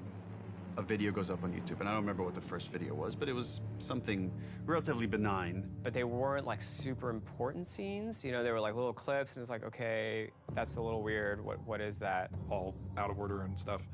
And I was like, oh, that's bad. And you kind of wanted to just say, stop, wait, don't watch it. Like, you're gonna ruin things for yourself. There's YouTubers I've watched for years, and they're making entire videos, and the title is like, fuck Naughty Dog. And fuck The Last of Us Part 2. There's just all this negativity and no positivity because no one has played the game. They just have these videos out of context and all these rumors mixed with them. Abby is playable. They thought Abby was trans because she has muscles. Here's the ending if they kill Ellie. And then it just turned into this whole political thing. Oh, Naughty Dog's they're doing this political shit. And then I get this text from Evan. They just posted Joel's death. And my heart sinks. I can't even describe this feeling. It's just this like dread. It's almost like you just heard someone you care about died. I don't know, that's the closest I could come to. I thought Troy would be looking at that and be like, you see, you were wrong. He said, do you think we did the right thing? And I said, I don't know, Neil. I haven't played the game yet. I was livid. I was real angry. I'm bombarded with hundreds of negative comments, death threats, anti-Semitic comments. It's putting me in a deep depression. There's some stupid stuff that's like, you're a feminazi, you're whatever shit like that, but it's like some stuff was really like, you know, disturbing. The hatred, I think, that was behind it. I was sad. Like, there were a lot of days where I would just cry. Every time I went online, it was just, that's all I saw was death threats and threats of violence. And the worst of it, the really like hardcore death threats got passed along, and they, you know, made sure that they weren't anyone that like lived close by. Yeah, they were like threatening my son, you know, who was born during all of it. And yeah, it was rough. It was rough. But, you know, more than anything, it just kind of like, it kind of like taught me to kind of keep a distance, you know?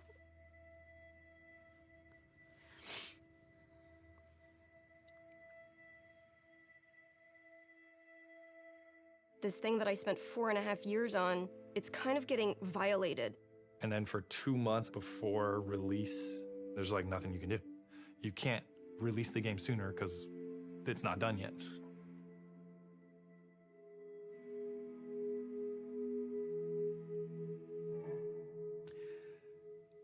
And that was the lowest point in my life. I'm working on the game towards the end at home by myself, feeling very alone. And I said, who am I doing this for? Like, why? It's too much. And I barely squeaked by. And then we were able to finish it. And, we sent it to reviewers, and reviews are through the roof.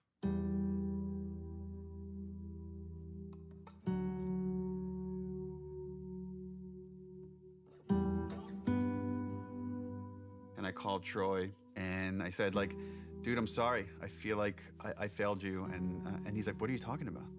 And I'm like, yeah, I just know how some people talk. He's like, oh, dude, I don't care. I played the game and I love it. And I got really emotional. It's like I realized how much I care about Troy caring about the game. And that was a huge sense of relief. There's not a single aspect of the game, part 2, that I would change. And anytime someone comes up to me and says, I didn't really like what they did to Joel, I was like, great, awesome. Tell me a better version of the story. And to this day, they still can't. It was a traumatic experience for myself and many people on the team. And the kind of hate we got because of those leaks will stay with me forever. And I can't even describe how angry I was of what the damage this person did to us. I want them punished in every sort of way. I wanted this to be this villain. And this person is like, in their 20s or whatever. They live with their parents. And it's a fan. And then when we delayed the game indefinitely, this is what they said, is like, I wanted to force Naughty Dog's hand. I wanted to force them to release the game. So I thought if I just put out all the videos, eventually they'll put out the game, which again was never an option for us. And I remember sitting there, sitting in my anger, and then slowing down and just saying, okay, if anybody should take the lesson from Last of Us Part 2, it should probably be us. Just let it go.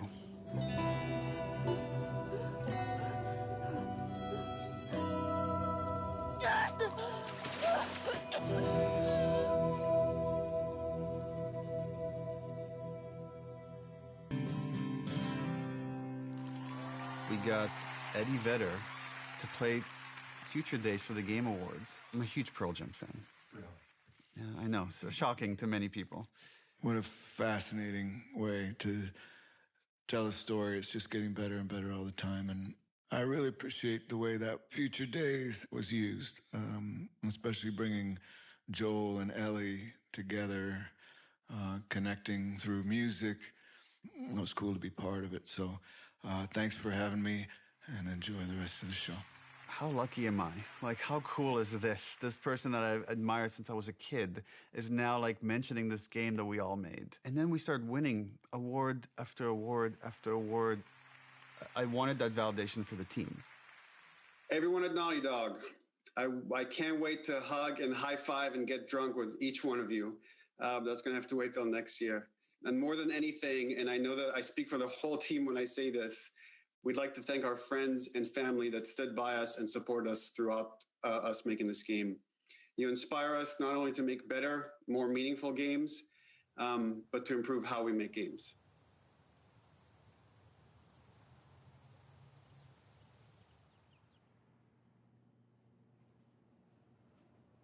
The pandemic kind of brought up that question of health and mental health. Are we developers that are going to stay at the studio and have full careers? How do we make this sustainable? I chuckle in retrospect just how absurd the failure of trying to alleviate crunch was. If you have great processes and you're super organized, that doesn't fix crunch. What that does is it allows you to make a bigger game. We read the post-mortem feedback for The Last of Us 2, and it was really, really upsetting to see what coworkers had gone through. So we were highly motivated to try to figure out how to fix it. Everything about our workflows were already being upended with remote work and everything. So it's like, okay, well, yeah, we got to do this now. And we knew that to make the real changes we did, it would take the entire studio working together. We now have the goal for Naughty Dog to eliminate crunch. The only thing that fixes crunch, the only thing, is just deciding that you're not going to crunch. When we onboard people, we tell them, we have a reputation as a studio for crunching, and it's something we don't want. And it's something we're not going to do anymore. First, we had to do, what is crunch? Let's define it. Because when you just look at hours, that turned out to be too simplistic. It's a multitude of factors. It's not just like one thing. It's not just, because of this is what's causing crunch. It's literally like so many of these little things. How do we make sure no one at Naughty Dog burns out? Every couple of months, we send out a 90-second questionnaire that goes, are you worried about your workload? Are you worried about having to work overtime? If you feel like I'm overburdened with work, you have to tell somebody. We used to, as a studio, when we were getting close to shipping a game, bring in dinners for the whole studio.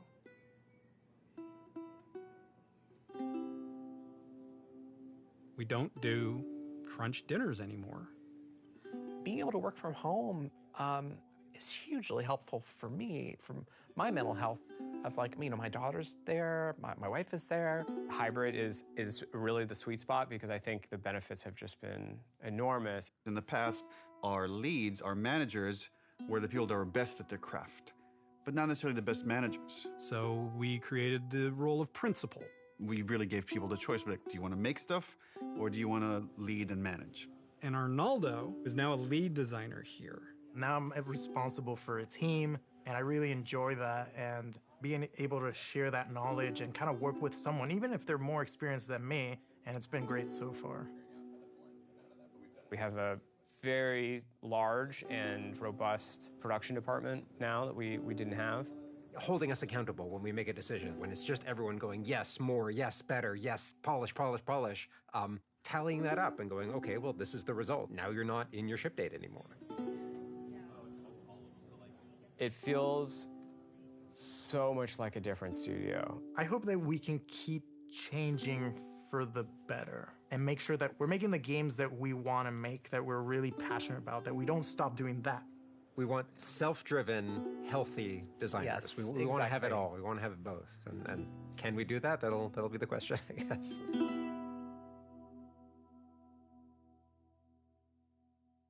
The HBO's thing has been a wild ride.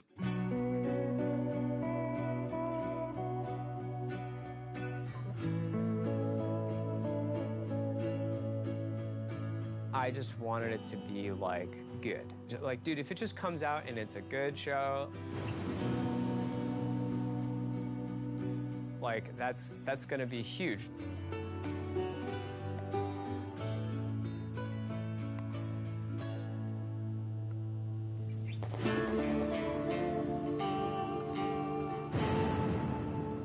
I'm sure it will be very different when I actually see Abby being portrayed. That will be so weird. I can't imagine what Ashley and Troy must be feeling. Specifically because Ellie is a part of my heart. In some ways, it was really hard. I feel like Bella was the only person who could play her. Because I feel like she is Ellie. There's a part of me that's weirdly protective of her. I remember when Neil told me, we found Joel. I was like, he wasn't missing.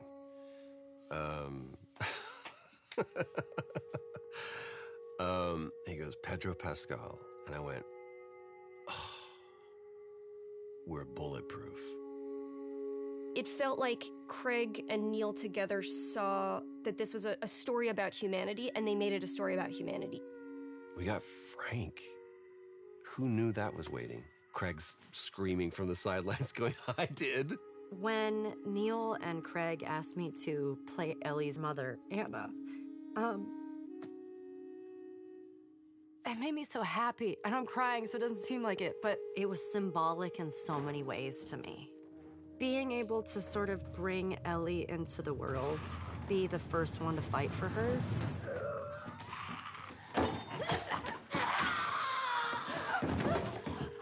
It breaks my heart.